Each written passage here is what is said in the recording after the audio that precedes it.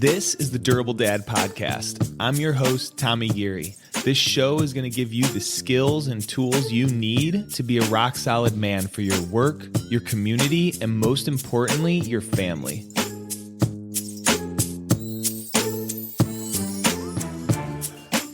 All right, what's up, guys? Episode number 23. Real quick, I'm going to just tell you something that I've never done before, and I did last night, and I think it's applicable to what we're talking about today. I threw out the first pitch at the Toledo Mud Hens game. I won this certificate in a charity raffle and tried to give it to my nephew who didn't want to throw out the first pitch, and I was like, okay, I'm going to do it. I'm not going to let this thing go to waste. And it was a blast. My dad came in from Chicago to watch and hang out, and we got to play catch before the first pitch, and that was kind of sentimental and hit my heart a little bit. And Brenda's family came too, so it was funny in a way. But after doing it, it was a blast. It was cool to be out there on the field and throw. I nailed it. I threw a good strike, and before I was nervous leading up to it. My brain was definitely focused on short hopping it or overthrowing it and hitting the backstop. So my brain, that's what our brain does. And that's what we're going to talk about today, is that it worries about what might happen in the future. And so yesterday, leading up to the game, I kind of switched it. I deliberately started thinking about what success looked like, what it looked like when I threw the ball and it hit the mitt and the mitt popped, and I had a smile on my face and gave my dad and Brenda a high five when I was done and generated that emotion. And that's what we're going to talk about today. Last week, we talked about how the stories about our past are optional. And the same goes for our stories about our future. They're optional. If we aren't pumped up about our future, if we aren't confident and excited about what we're going to create in our future, then this is a big area of opportunity for us. And that's kind of what I noticed when I was getting ready to throw out the first pitch. So turning the focus to what I wanted to create instead of what my brain defaults to. And so what's going on here in our brain? We have these amazing muscles, machines, these brains in our head, and we don't maximize them. There's this part of our brain, the prefrontal cortex, and it's in the front part of our brain. It's up top, right behind our forehead, and we can use it to visualize whatever we want.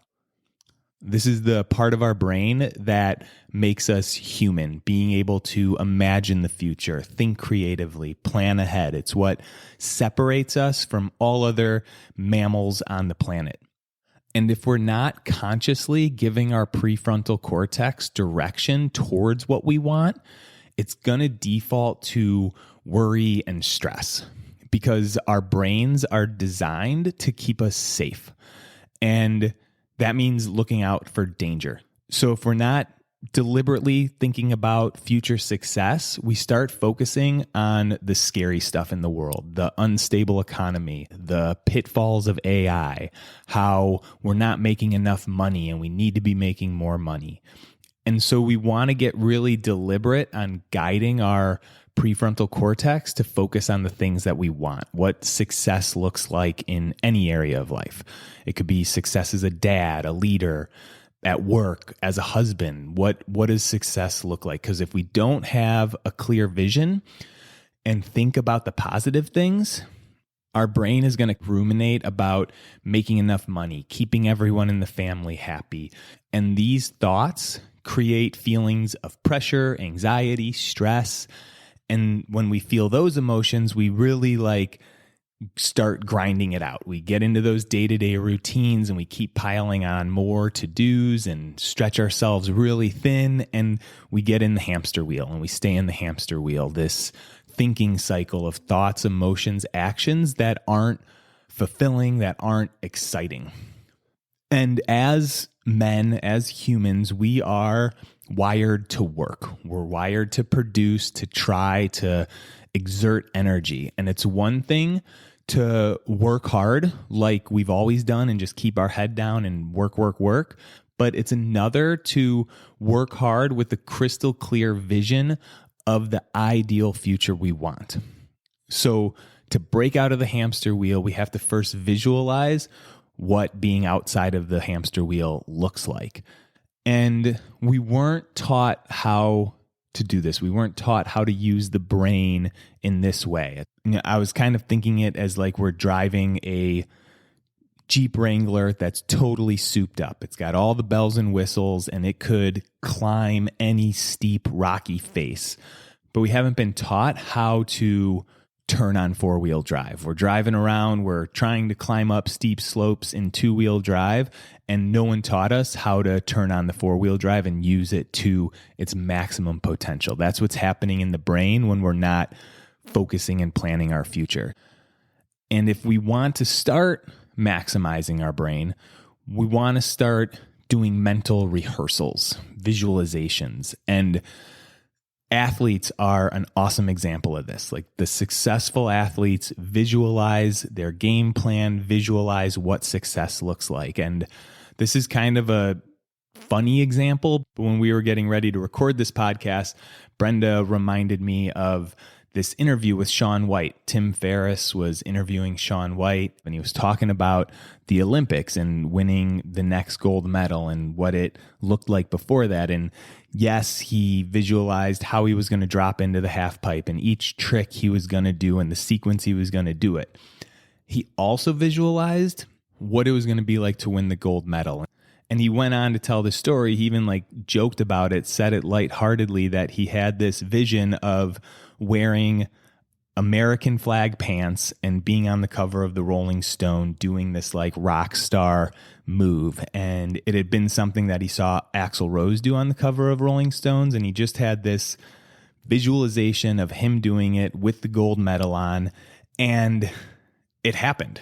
He actually created it, and it's kind of funny, it's kind of goofy, but it's like the same thing with throwing out that first pitch. I imagined not just hitting that mitt and what my throw looked like, but high-fiving my dad, high-fiving Brenda, like smiling and what that feeling looked like. So what athletes do to visualize their performance and the feeling of winning, the feeling of success, is the same thing with us. If we want a new career, more time in our day, we want to be more connected with our family, we want to slow down on drinking or maybe stop gambling, the first step is getting really detailed on what success looks like. Like you go there, you ask yourself, how does it feel? What do you see around you? What's your environment like? What are you wearing? How do you feel when you wake up in the morning and you're successful, whatever that is?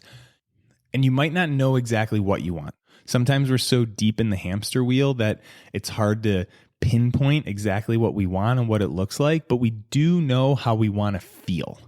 We don't want to feel stressed. We want to feel content and calm and present, confident, excited, maybe even proud. We know those emotions we want to feel, and we can start there. We can start rehearsing the positive emotions, because the emotions are the magic sauce. Right? Emotions are energy in our body, they're vibrations, and right, those two words could be a little woo, energy and vibration. But if you've been listening to the podcast, that's what emotions are. They're a state of energy that's moving. So however we're feeling creates our actions. It's actually what's happening in our body. If we spend time in stress and overwhelm and frustration, that energy, those emotions keep us from taking risks or starting to say yes to the things we want and no to the things that are not really our priorities. And we end up creating more of what we don't want. So the flip side is using our brain to visualize what we want and start creating new emotions now. Because if we're creating a higher vibration, a vibration and an energy of movement, we're going to drive some new action. And the more that we can stay in the action-packed emotions, the more we mentally rehearse the future that we want and get excited and feel grateful for it, the more successful we're going to be. So what I want you guys to take away here is that Our future is a blank slate. We have total control of our future, and it probably doesn't feel that way. Probably feels like there's people that get in our way, there's time that gets in our way, there's circumstances in the world that are going to stop us, but those things are just obstacles. Obstacles that we can strategize and work around. We actually have a lot more control than we think. And this is a powerful way of thinking about our life and about whatever small or big goals we want to go after. So ask yourself, do you have your sights set on something that makes you feel awesome? Are you looking forward to what's ahead of you? Are you looking forward to your future? And if you're not, start by just using this higher part of our brain to set your sights on the life that you want, and then start feeling excited and grateful now. And then boom, you're gonna start taking the actions to make it happen. All right, guys, have an awesome day, an awesome week, and I'll catch you next time.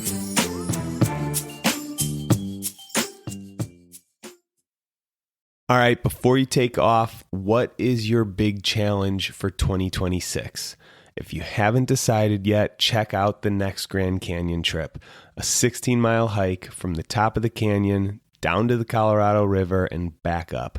This is the kind of challenge that's going to push you into a higher gear. You're going to train, you're going to get in better shape, and you're going to check off a bucket list experience. So if you're wanting something to train for next year, a goal that's going to pull you out of the grind, this is it. We're assembling the team right now. All the details are on the website. Training starts in January. We hike in April. Check it out.